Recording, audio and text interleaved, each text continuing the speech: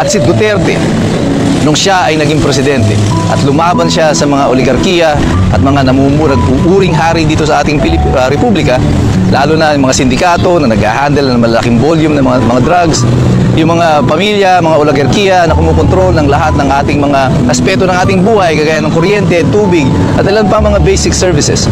Alam ni Rodrigo Duterte na pag hindi na siya presidente, babalikan siya ng mga ito. Pero tinanggap niya ang tungkulin at ang hamon na yan.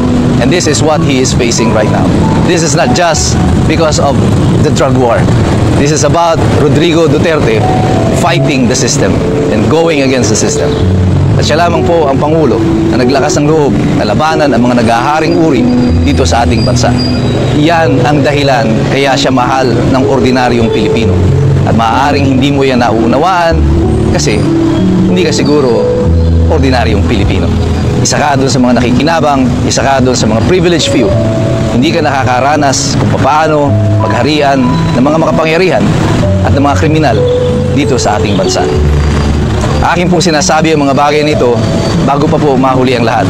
Baka po sa susunod na pagdedeklara ko ng aking paghanga kay Rodrigo Duterte ay isang bangkay na ang sasabihan ko. Kaya bago pa man mangyari ito, habang buhay pa po siya, sinasabi ko na po sa inyo ang dahilan kung bakit hindi ako DDS. Ayaw mo tanggapin ang pagpapangalan nyo na yan. Ako po ay sumusuporta sa karapatan ng bawat Pilipino. Ako po ay sumusuporta sa isang malinis na pamamahala. Ako po ay sumusuporta sa isang malinis na eleksyon. Ako po ay sumusuporta sa adhikain ng bawat ordinaryong mamamayang Pilipino. Ang kailangan lang po namin, tapat ang pamamahala, maayos na gobyerno, mababang presyo ng bilihin, mababang presyo ng kuryente. Gusto lang namin mabuhay ng payapa dito sa Republika ng Pilipinas. At sana, maintindihan nyo yan. Para po sa aming lahat, kailangang ibalik nyo si Rodrigo Duterte dito sa Pilipinas. Siya ang simbolo ng kung ano ang kayang gawin ng pamahalaan sa mga ordinaryong mamamayan kagaya namin.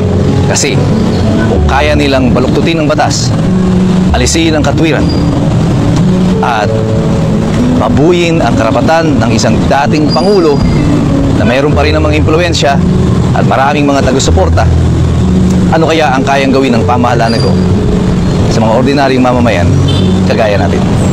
Kaya tayo pong lahat, kagaya po ni Rodrigo Duterte, kailangan na tayong manatiling naninindigan.